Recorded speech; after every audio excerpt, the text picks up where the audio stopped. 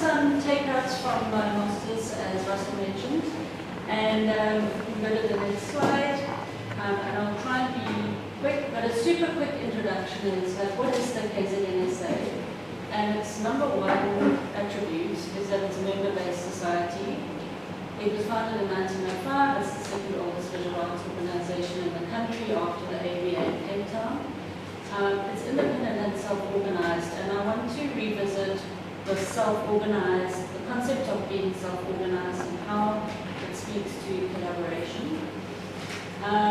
It's not part of the South African National Association of Visual Arts, because there are lots of other organizations just like the KZNSA that exist throughout the country that are all part of this national body. And I'll explain why just now. It's a registered non-profit in 1999, public benefit in 2008.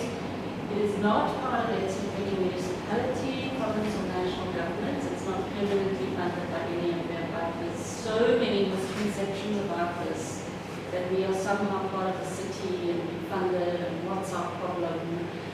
We've just got lots of money. I once heard someone saying that they'd overheard an artist saying the KZNSA hoards money, and I was like, tell me where. And then they built and moved into the Glenwood complex in 1996, and it has 3 operating divisions: gallery, shop, and the cafe. They all operated by the society. Owned isn't necessarily the right word because nothing's really owned. The members, whoever is a paid up member is de facto owner of the organization. So it's quite an interesting model, organizational sort of business model, if you think about it. Next slide, please. Then a quick history. It was founded, it was called Natal Society of Artists. The guy who founded the German Art Gallery in the 1890s, his name is Nathan. So the German Art Gallery was the formal established gallery. It wanted to mimic like the British Museum, the galleries found in London, the Royal Art Academy, and they established the Natal Society of Artists as their clubhouse, if you like. It was a colonial era gentleman's club for people who had an interest in the arts. They changed the name to Natal Society of Arts in the 60s to make not only about artists but about all art forms. In the 70s, they joined the South African Association. All these other similar societies made this national body. And in 1995, Jeff Chandler he was actually the president of SAR. He had been the president of the NSA. The ABA and the NSA seceded from the national body. They were fed up. But still, even though democracy was, the introduction of democracy was happening, the mother body was clinging to pro-apartheid policies, and it was very exclusionary, and we don't want to have anything to do with you. There's some debate about whether the ABA and KZNSA should rejoin the national body, and I think these are for our various boards. These are interesting conversations to have. In 2000, it became KwaZulu-Natal Society of Arts, based on the name change of the province. It is every single year for 120 years it's had a members exhibition, which is pretty amazing. Next, please. Then, so for the paper, it was using systems theory, powers, collaboration, and refusal in key projects and proponents of the case study. The KZNSA contributed towards energy and inertia and impacts on sustainability. So just a quick rabbit hole. The word collaboration for me, just before lockdown, I was having a conversation with somebody in an arts foundation, a non-profit in Cape Town, that is completely funded, like extremely, extremely well funded by a private foundation, said to me, and I was in discussion with him to talk about collaborating on and he said to me, you don't need money, you just need to collaborate with artists and other non-profits in the sector, and they will get your education program going. And I thought, you know, I found it, one, so disassociated from the realities of what's happening in Durban. It's such an under-resourced environment. For the KZNSA to be leaning on artists for free work is just completely unethical, and there's just no ways that would happen.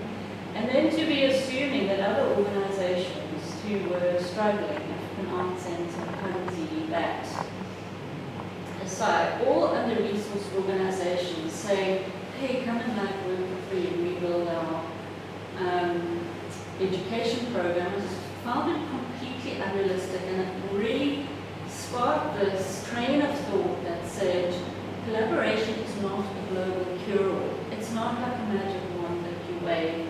And so I started reading about modes of collaboration that work and that contribute to sustainability, and those that are just really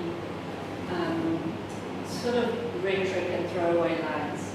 But just to quickly explain what these diagrams are, mine are all hand-drawn, not like Mario's sticker PowerPoint. So I started looking at it, and also to say, okay, so let's start with the sustainability one. And very, very crudely, something's sustainable when it has energy and it can maintain momentum. When it falls into inertia and loses momentum, it becomes unsustainable. So I use that as like a very, very basic baseline to say, is it sustainable or not? Does it have energy, or is it falling into inertia? Then I said, okay, let's look at modes of participation.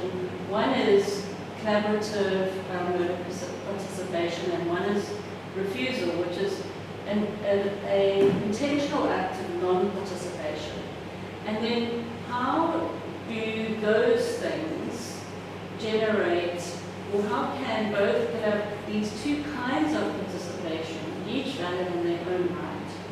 How do we assess whether they generate energy or they contribute to inertia? Because there's so many examples where acts of refusal have generated energy and contributed to sustainability. So it was a way of kind of like mixing it all up and thinking it through.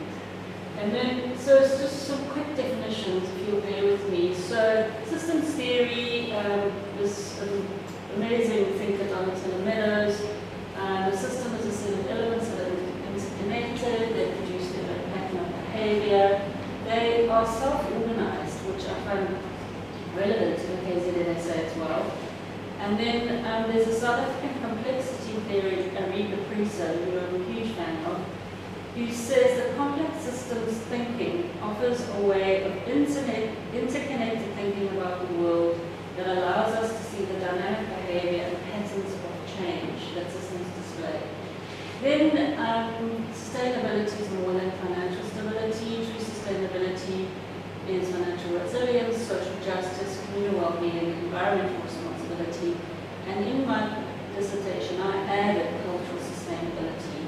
So it was it's not just about saying we need more money and we want funding. It's about a model that will sustain this organization needs to factor in all of these modes, or all of these aspects of sustainability. And then Mark Swilling, who used to head up the School of Sustainability at Stellenbosch University, he introduced this concept of radical incrementalism, which is really interesting. And he says, what he says there, that radical incrementalism proposes the combination of two modes that in business and sustainability studies were historically considered to be mutually exclusive: radical change and incremental change. Instead of an either-or scenario, radical incrementalism consciously pursues a radical goal by means of marginal, integrated, and incremental processes.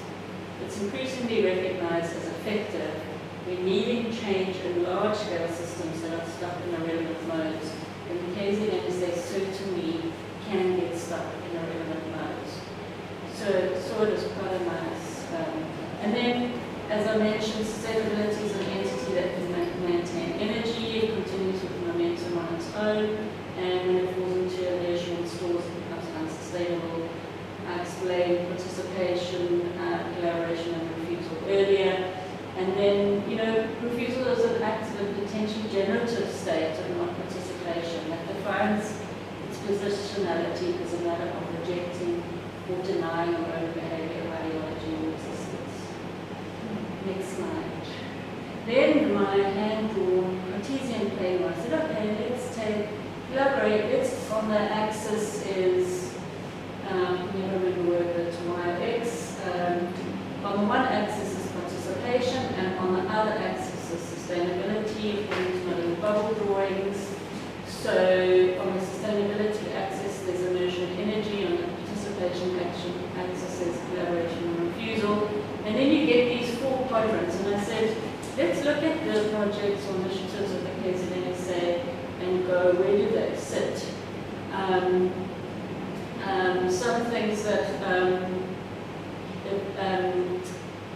Some things that harness refusal, generate energy, like an members award. Some things that harness refusal fall into inertia.